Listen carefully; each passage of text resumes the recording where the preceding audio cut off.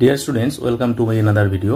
আজকে আমি ক্লাস 8 এর লেসন 1 দ্য উইন ক্যাপ এর অ্যাক্টিভিটি 10A এবং 10B রাইটিংগুলো করাবো।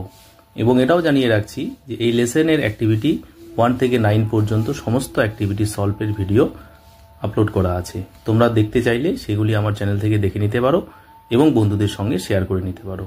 আর আমার চ্যানেলে যারা নতুন তারা অবশ্যই চ্যানেলটিকে লাইক এবং সাবস্ক্রাইব করবে। চলো দেখে নিই অ্যাক্টিভিটি 10A কি বলছে। Imagine you are out on the open sea in a boat with waves rising all around you. যে ধরে নাও তুমি সমুদ্রে ঘুরতে গিয়েছো এবং তোমাদের নৌকার চারিদিকে বড় বড় সমুদ্রের ঢেউ উঠছে। Would you feel scared or excited? তুমি কি ভয় পাবে অথবা উত্তেজিত হয়ে পড়বে? Write a paragraph in about 80 words describing your experience of the sea voyage. তোমার সমুদ্রযাত্রার অভিজ্ঞতা নিয়ে 80 শব্দের মধ্যে একটা প্যারাগ্রাফ রচনা করো। তাহলে তোমরা দেখো, আমি যে প্যারাগ্রাফটা লিখেছি তার নাম দিয়েছি মাই ফার্স্ট সি ভয়েস, আমার প্রথম সমুদ্রযাত্রা। Last year I went to Puri with my parents during summer vacation. গত বছর আমার বাবা মার সঙ্গে আমি গ্রীষ্মকালীন ছুটিতে পুরীতে বেড়াতে গিয়েছিলাম। We took shelter in a hotel by the sea. সমুদ্রের পাশেই থাকা একটা হোটেলে আমরা আশ্রয় নিয়েছি। Next day we set out for a sea voyage. পরের দিন আমরা সমুদ্রযাত্রার উদ্দেশ্যে রওনা দিয়েছি। It was noon and my parents were taking rest in a cabin. তখন ছিল দুপুরবেলা এবং আমার বাবা মা একটা কেবিনে বিশ্রাম নিচ্ছিল। I got upstairs and stood alone in the upper day. আমি সিঁড়ি বেয়ে উপরে উঠেছিলাম এবং উপরের পাটাতনে একাই দাঁড়িয়েছিলাম। Suddenly I noticed our boat had gone far away from the shore. হঠাৎ, সাডেনলি মানে হঠাৎ, নোটিসড মানে লক্ষ্য করেছিলাম। তাহলে সাডেনলি আই নোটিসড, হঠাৎ আমি লক্ষ্য করেছিলাম, our boat had gone far away from the shore, যে আমাদের নৌকোটা সমুদ্র তীর থেকে অনেক দূরে চলে গিয়েছে। And giant waves were rising around our boat, এবং আমাদের নৌকার চারিদিকে দৈত্যের মতো বিরাট বড় বড় সমুদ্রের ঢেউ উঠছিল। আই গট অ্যাফ্রেইড, আমি ভয় পেয়ে গিয়েছিলাম। And a little excited to, এবং একটু উত্তেজিতও হয়ে পড়েছিলাম। অ্যাফ্রেইড মানে ভয় পাওয়া, এক্সাইটেড মানে হলো উত্তেজিত হয়ে পড়া। দ্য স্কাই ওয়াজ ডার্কেনিং, আকাশটা অন্ধকার হয়ে যাচ্ছিল। অ্যান্ড ইট স্টার্টেড রেইনিং, এবং বৃষ্টি পড়া শুরু হয়েছিল।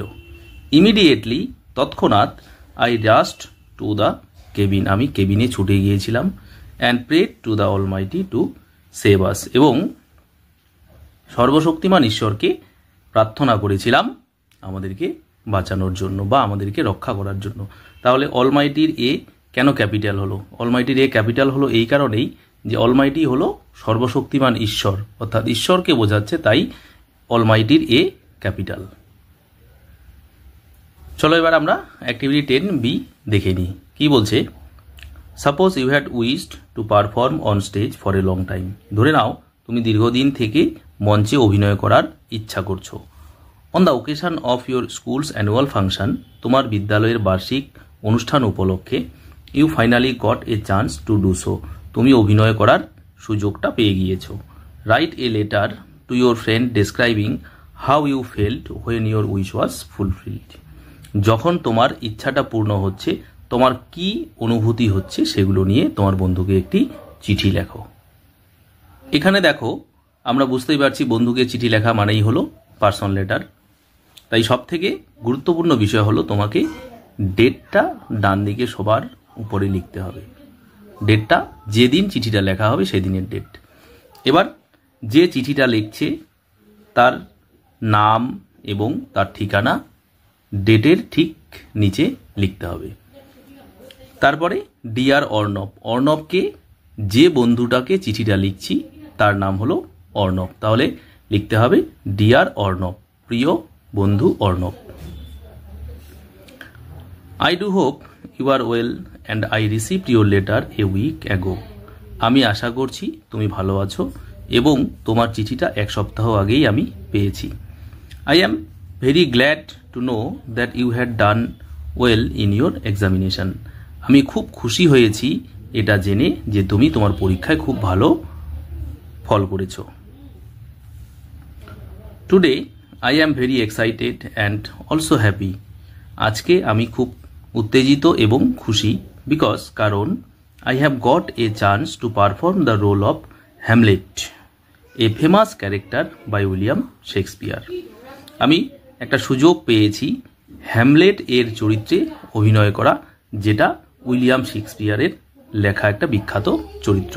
অর্থাৎ উইলিয়াম শেক্সপিয়ারের লেখা একটা বিখ্যাত চরিত্র হ্যামলেট, তার অভিনয় করার সুযোগটা আমি পেয়ে গিয়েছি।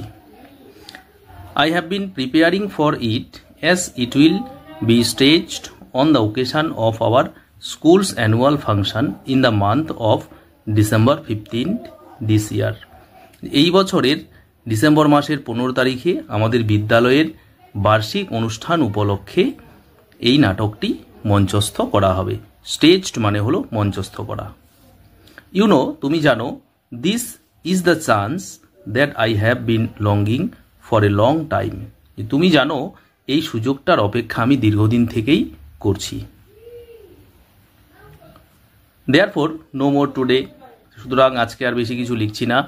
With love to you and regard to your parents, তোমার প্রতি ভালোবাসা রইল এবং তোমার পিতামাতার প্রতি সম্মান অর্থাৎ রিগার্ড থাকলো। এবার ডান দিকে নিচে যেহেতু বন্ধুকে যে লেখা চিঠি, তাই ইয়োর্স লাভিংলি লিখতে হবে এবং তার নিচে সই করে দিতে হবে, অর্থাৎ রাজ রায় এই চিঠিটা লিখছে। এবার যাকে চিঠিটা লিখছে অর্থাৎ অর্ণব সরকার, সেই অর্ণব সরকার এবং তার ঠিকানা সেটা বাঁ দিকে কোণে নিচের দিকে লিখতে হবে। Arnab Sarkar, son of KN Sarkar, Lake Town, Siliguri. এরপরে পিন নম্বর দিতে হবে 734431। এই পিন নম্বরটা আমি আন্দাজ করে দিয়েছি, এই পিন নম্বরটা তোমরা তোমাদের ইচ্ছা মতো দিতে পারবে। এই নম্বর নিয়ে বেশি টেনশানের কিছু নেই।